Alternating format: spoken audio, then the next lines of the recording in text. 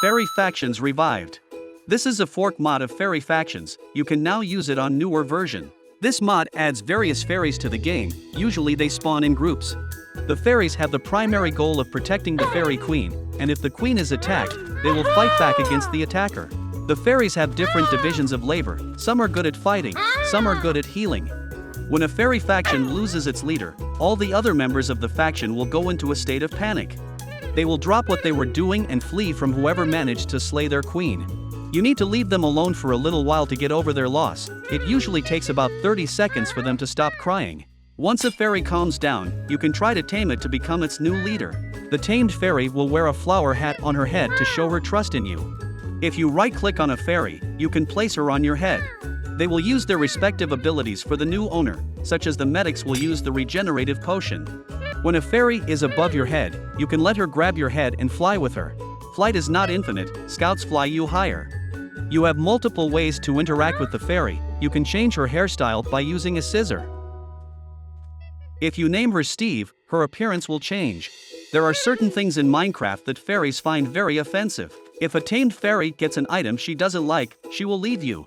She will become panicked again, and after she calms down you can tame her again. By the way, the fairy queen is also tameable, provided you kill all her minions. Finally, your fairies can be used as a cheap source of labor for various repetitive jobs. To let them work, you need to place a chest near them, and then put a sign next to the chest. If you write the fairy's name on the sign, the fairy will start working. The content of their work depends on the tools in the chest. For example, putting a hoe in the chest will let them tend the farm for you. They have no inventory, so will automatically put harvested items into the chest.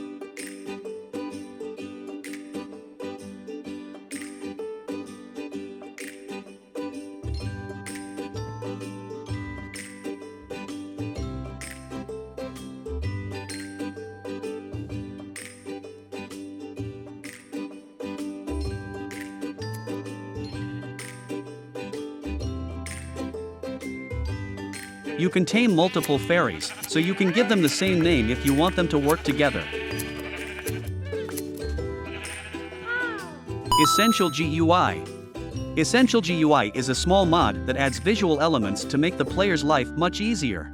By default, the mod displays a bunch of specific stats for the player. If you have gear equipped, their durability will be displayed on the right side of the screen. When viewing the state of individual equipment, you can also see their durability. The upper left corner of the screen will show you information such as biome, weather effects, and moon phases. By pressing F10, you can view the number of entities in the loaded chunk. F8 allows you to turn on night vision. Alt allows you to view the specific state of the character. While in-game, you can press F12 to open EssentialGUI main menu. This mod is highly configurable. You can change the color display of the HUD and switch various status displays.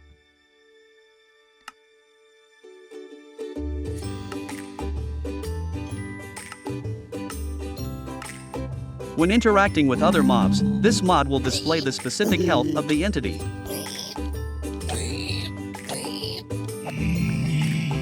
When mining a block, it will show the mining progress.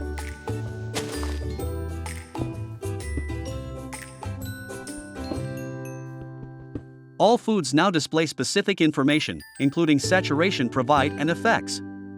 When using the furnace, you can see specific information such as the time required for smelting. Finally, you can also view specific information about blocks or entities by pressing Alt. Dungeons Weapons. This mod adds 9 weapons from Minecraft Dungeons, including the unique variants which have special attributes. The Piggy Bank is a mob that avoids players and spawns anywhere. It can drop the new weapons from this mod, including food, arrows, TNT, and emeralds, etc. If you're lucky, sometimes it will drop runes, which can be used to upgrade weapons in the mod. There are 9 different runes in total, corresponding to 9 different weapons. Each upgraded weapon has a special ability, like the Stormlander that summons lightning when it hits. Most of the weapons in the mod are compatible with better combat. Sinister Sword inflicts instant damage. Encrusted Anchor, Kazu Slowness, inflicts poison too. The attack speed of this weapon is extremely slow, but it has super high damage of 25. Cursed Axe will summons a small explosion upon hit. Fighter's Binding gains you permanent haste too, so it has extremely fast attack speed. Nightmare's Bite inflicts poison 2 upon hit. Sun's Grace gains you regeneration 2, but for game balance it won't work in offhand. Growing Staff comes with strength and nice attack speed. The last one is Broadsword, it just deals more damage. Inventory Essentials. Inventory Essentials is a small mod that adds a few inventory control enhancements. You can control-click an item to only quick move a single item instead of the entire stack. Hold Shift and move over items to quick move them without having to click each individually. Shift Control click an item to quick move all stacks of that item type. It can be used alongside other mods that add inventory features, such as Quark or Inventory Sorter, without having to worry about clashes in functionality. The End of Herobrine. This mod adds a special Herobrine to your world.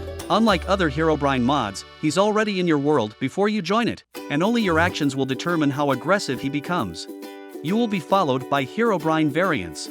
Builder will place his structures and letters of his name, traps, and signs. Lurker actively stalks players, occasionally finding new positions to observe you. He usually keeps a certain distance from the player, and will teleport away immediately when approached by the player. During gameplay, you will encounter mobs gifted with a fraction of Herobrine's power.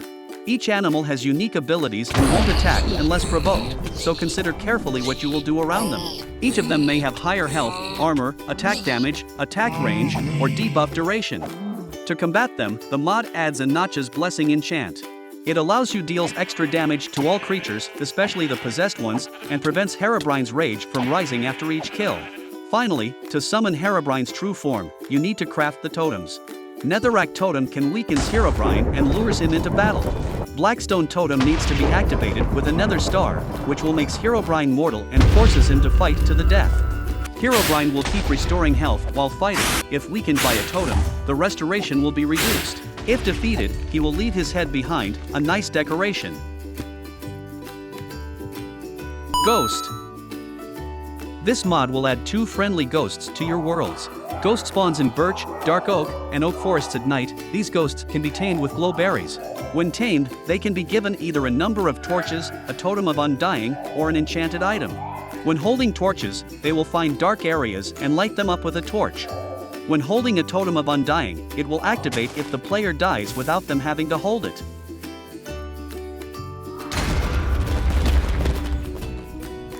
When given an enchanted item, it will remove a random enchantment and reward the player with XP, similar to a grindstone.